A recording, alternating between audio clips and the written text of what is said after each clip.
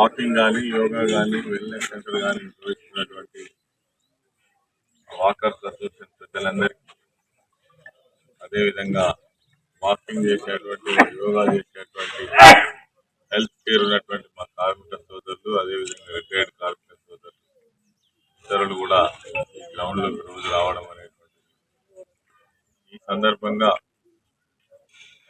ఎన్నికలు జరుగుతున్నటువంటి వేళ మీకు ఒక్కసారి కలిసి మా రిక్వెస్ట్ చెప్పాలనే ఉద్దేశంతో మిమ్మల్ని కలవడానికి ఇక్కడికి రావడం జరిగింది. ఈరోజు నాతో పాటు వారు ఏర్పాటు చేసినటువంటి కార్యక్రమం ఇది.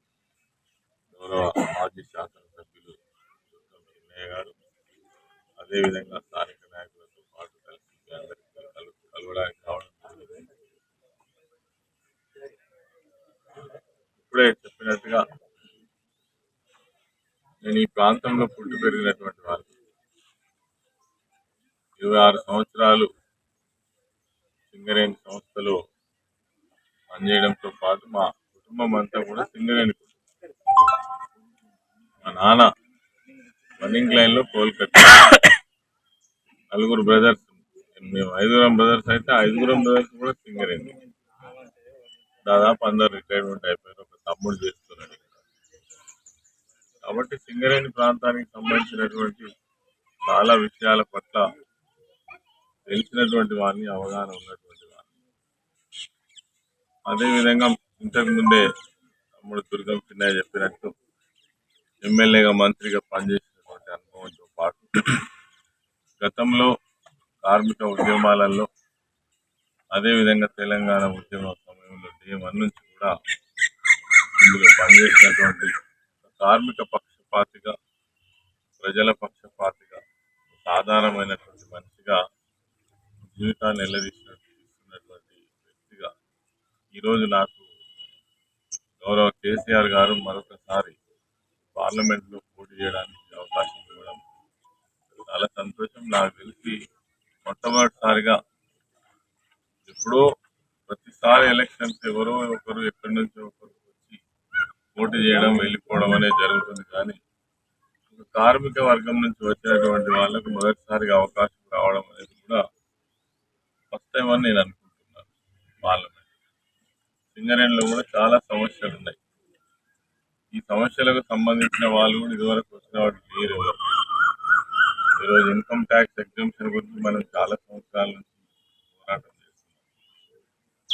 తెలంగాణ రాగానే ఇన్కమ్ ట్యాక్స్ ఎగ్జంప్షన్ చేయాలి, ఇతర పరిశ్రమలలో పనిచేసేటువంటి కార్మికులకు, సింగరేణిలో పనిచేసేటువంటి కార్మికులకు వర్క్ నేచర్ ఇస్తే చాలా చాలా తేడా ఉంటుంది.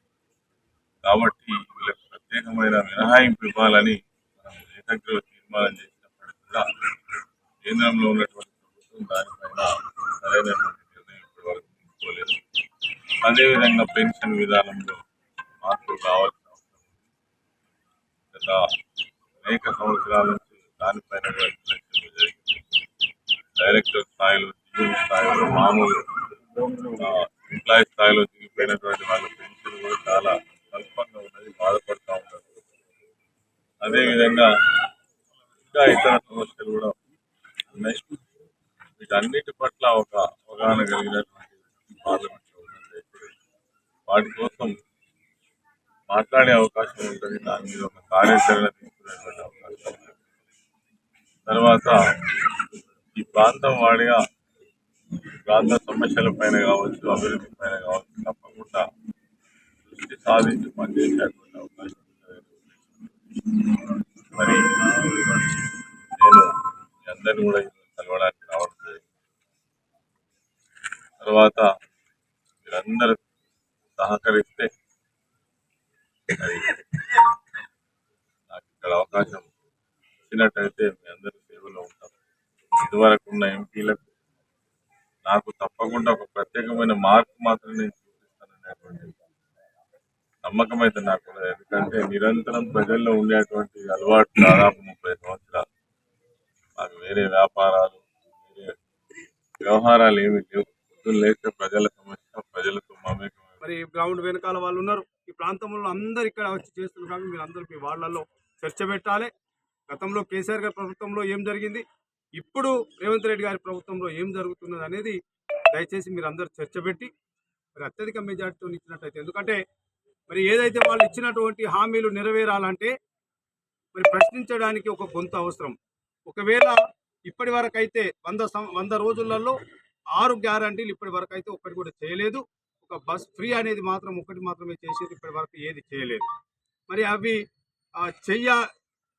ఒకవేళ మనము మళ్ళీ కాంగ్రెస్ అభ్యర్థిని గెలిపిస్తే నేను చెయ్యకున్నా నాకే ఓటేసారు కాబట్టి చేసినా చేయకున్నా నడుస్తుంది, 6 గ్యారంటీలు ఇచ్చినా ఇవ్వకున్నా నడుస్తా అనే భావన మరి ముఖ్యమంత్రి గారికి వస్తుంది. కాబట్టి మరి తప్పకుండా ప్రశ్నించే వాళ్ళు ఉంటే పని చేస్తారు, ప్రజలకు ఇచ్చిన హామీలు ఏదైతే ఉంటే నెరవేరుతారు. కాబట్టి దయచేసి మీరు అందరూ కూడా మరి ఆలోచన చేసి పెద్ద ఎత్తున బెల్లంపల్లి నుంచి మెజార్టీ ఇవ్వాలని చెప్పేసి మిమ్మల్ని నేను పేరున చేతులు జోడించి మిమ్మల్ని అందరినీ ప్రార్థిస్తున్నా. జై తెలంగాణ, జై కేసీఆర్. ఈశ్వరన్న గారు మాట్లాడారు.